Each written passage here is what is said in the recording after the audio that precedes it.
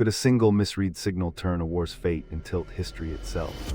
A hidden error during the Port Arthur siege in 1904-05 nearly changed the trajectory of the Russo-Japanese War and the balance of power in Asia. A junior artillery officer mistook orders, causing a pause in the fleet's bombardment and buying precious moments for the Japanese to regroup. The delay disrupted the Russian commandos' momentum, forcing a grueling stalemate that bled both sides and shifted strategic aims across continents.